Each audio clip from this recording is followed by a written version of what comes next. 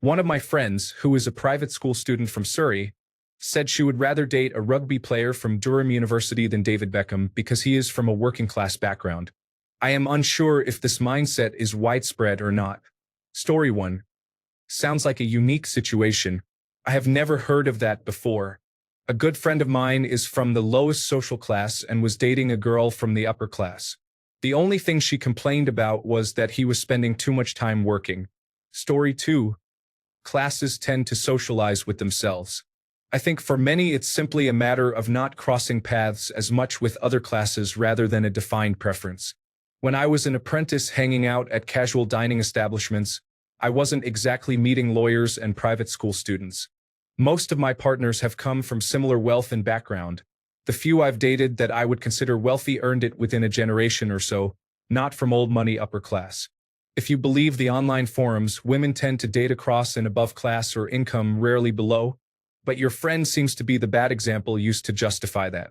Story 3. People usually do not date across class lines here.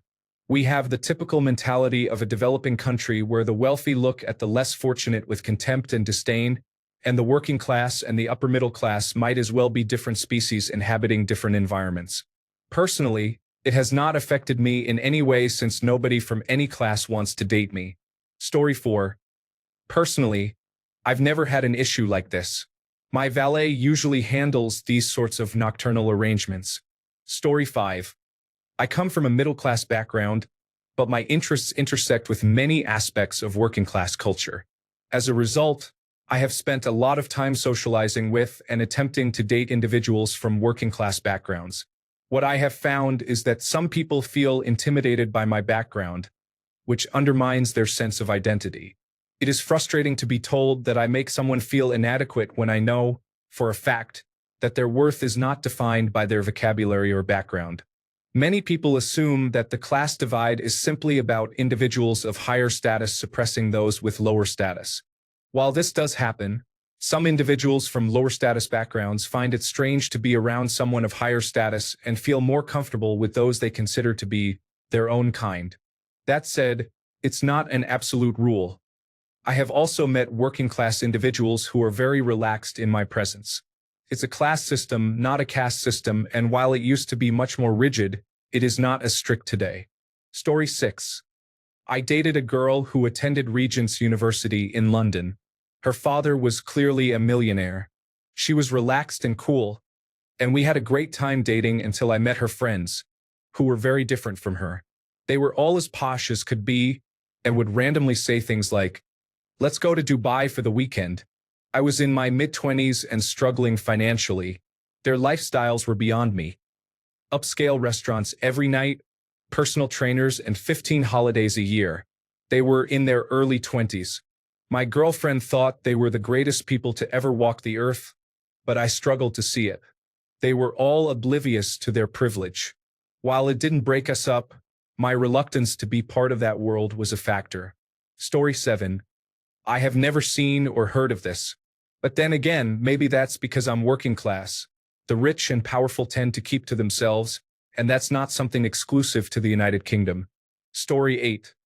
I suppose I would be considered upper class as I come from a landed family, attended the same boarding school as my ancestors, and my family participated in some troubling colonization in the past.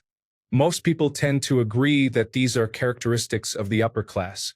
The strangest experience involved a business partner of my father from a prominent Middle Eastern family attempting to arrange a marriage between his daughters and me and my twin when we were around 9 or 10. I do not think this is something that working-class families typically encounter, nor do I wish it upon them, as it is rather unusual. The most challenging aspect may be dealing with upper-middle-class girls aged 16 to 21, who can be some of the most entitled and out-of-touch individuals on this planet.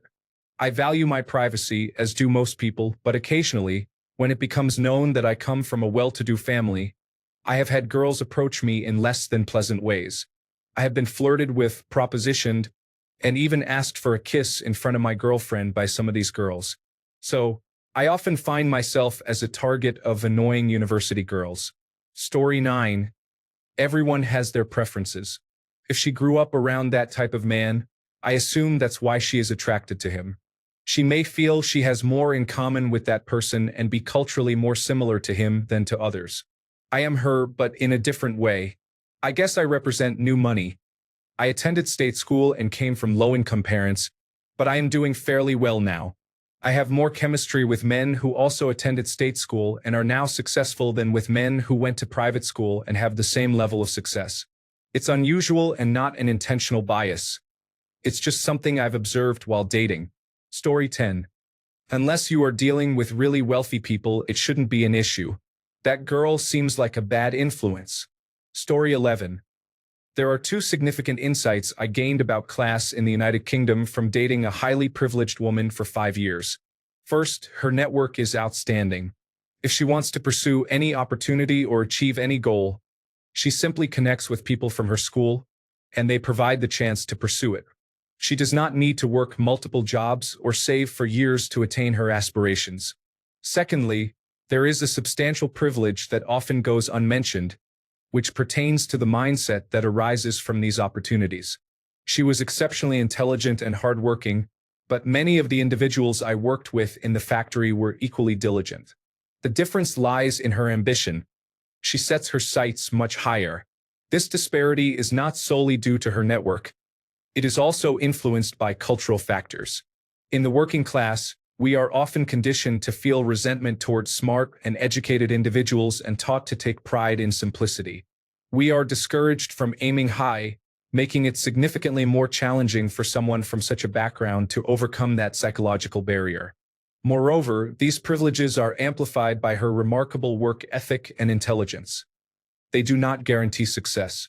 In contrast, individuals from the working class with similar traits may only achieve limited financial success, such as earning 6 figures with an engineering degree after decades of work. Explaining this to someone from a different background can be challenging. They might grasp it on an intellectual level and even empathize, but they may not truly comprehend it.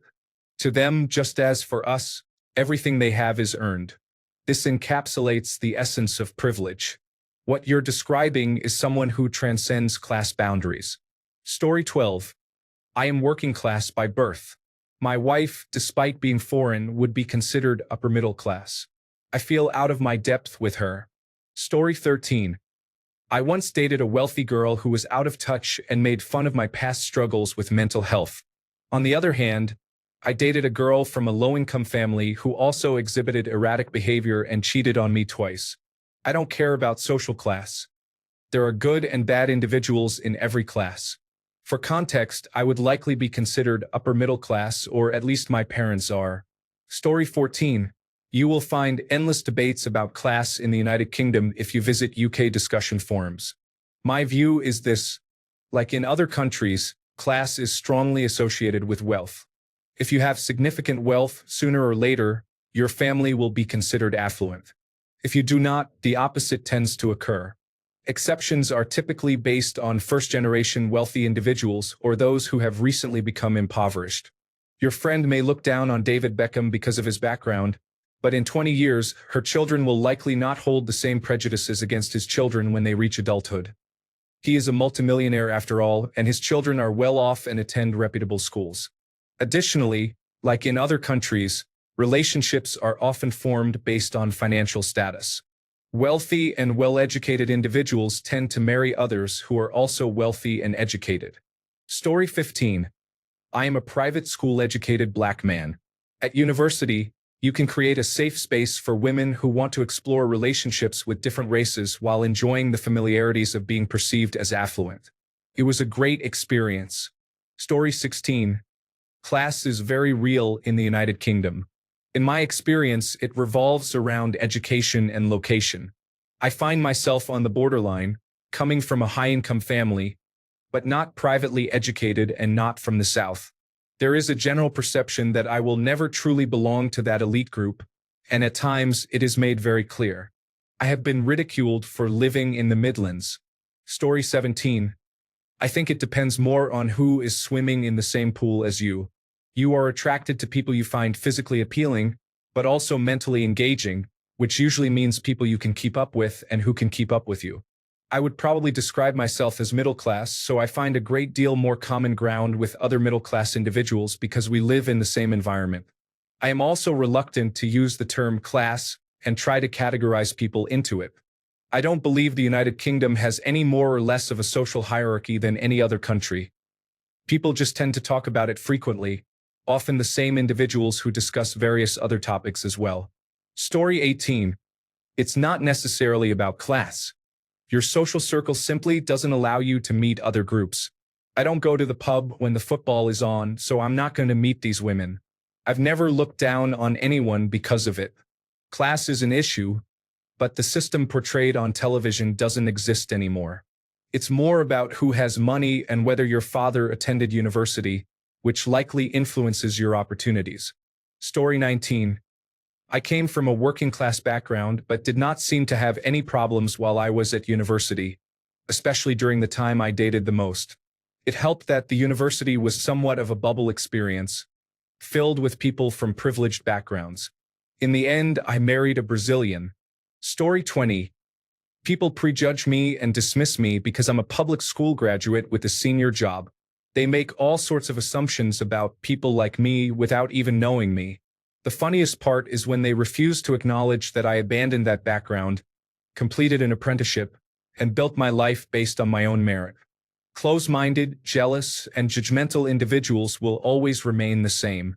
It adds to the irony when they preach about anti-discrimination and treating people for who they are, not where they come from. Story 21. I feel that there is more prejudice from the top downwards than from the bottom upwards in terms of the class system. However, differences in interests and characteristics inherited from one's social class often mean that people are not very compatible. Story 22. It's quite common for certain private school girls to seek excitement and provoke a reaction from their parents because they feel neglected. More often than not, it's just a phase. Story 23. I live in Yorkshire. We do not have inbred Southern aristocrats here. My wife and I both come from working-class backgrounds. Story 24. I think it is interesting to note that judgmental and gatekeeping behaviors are not limited by class. I suspect that if there is a gender bias in controlling behaviors, it is still fairly close to an even split. Rejection specifically due to my apparent class following ocular assessments is frankly unknowable. Story 25. The class system is still active in the UK, but not as much as it used to be. However, it is still present, and you are not likely to see many people dating across those class lines, although it does happen. You may not notice it, as most of the time, you are unlikely to have anyone in your social circle or environment from those backgrounds since they often do not mix much. Similarly, interests differ between individuals from upper-class and working-class backgrounds.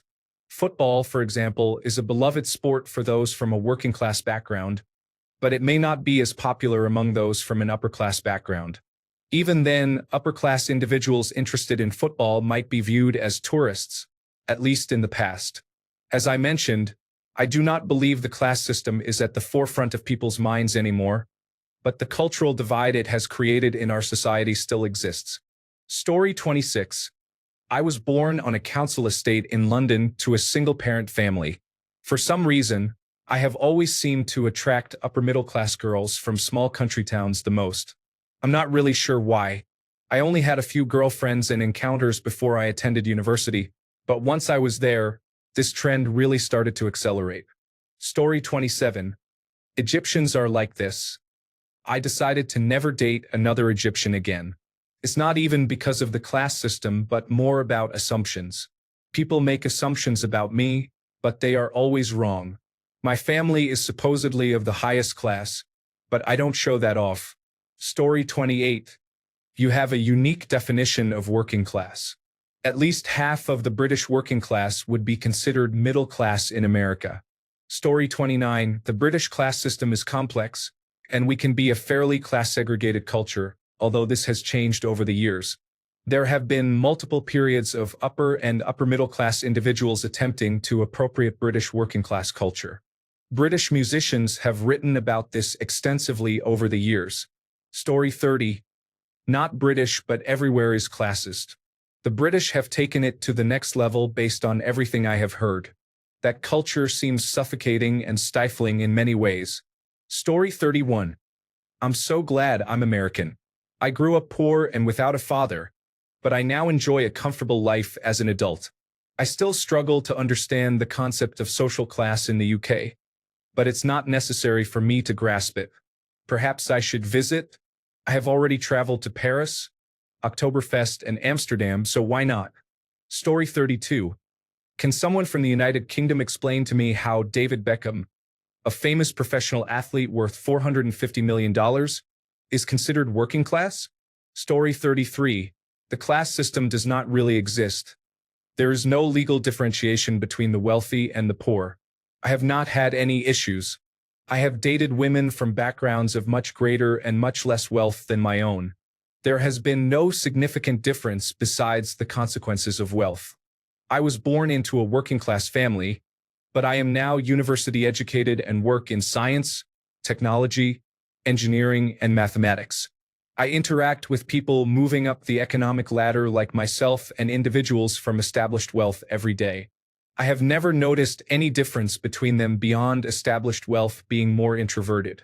I have never faced any prejudice or discrimination, nor have I heard of anyone else being subject to it. Story 34. Let's be real. In the UK, the vast majority of people date within the same social class and income backgrounds. Story 35. Is the class system still enforced in the UK? Do people care about class? I know they care about money, but is the distinction between commoners and nobility still relevant? Story 36. Asking on a mostly American social media platform isn't the best method of getting a response from the right demographic. Anyway, this applies to the British as well. Class definitely plays a major role, but a lot of it has to do with upbringing and how that shapes us, influences our social groups, and our compatibility with each other. A few people are snobs about it, but they are in the minority. Story 37. I grew up in a working-class town, yet for some reason, I speak well. As a result, people who have lived in the same town as me refuse to believe I am from here, while affluent individuals ask me what school I attended. It's a very strange situation. Story 38. Raised in an upper-middle-class family in Surrey, I have had many girlfriends from various social backgrounds, but I have a particular attraction to outspoken girls from lower-income groups. Story 39. The British social classes are not too different from the Indian caste system in terms of how divisive they can be. Story 40. I have struggled with feelings of inadequacy and isolation throughout my life. Growing up in a middle-class environment, I often felt like an outsider among my working-class peers. Their disdain for the middle class made me believe I was a failure, especially when it came to social interactions like talking to girls. My lack of confidence prevented me from trying, and I missed out on opportunities. Now, living in an affluent area, I realize that most middle-class young adults have moved to London, leaving me behind. The differences in behavior between classes create a barrier that I feel unable to cross. I'm concerned about how working-class individuals might perceive me, and I worry that they would find me strange. This situation has deeply affected me. I have internalized negative comments from my peers, which has impacted my self-esteem. The class divide feels insurmountable, with middle-class individuals remaining within their circles, while I feel excluded. I'm struggling with intense feelings of hopelessness. Thanks a bunch for sticking around till the end of the video. Remember to subscribe, and until next time, stay awesome and goodbye.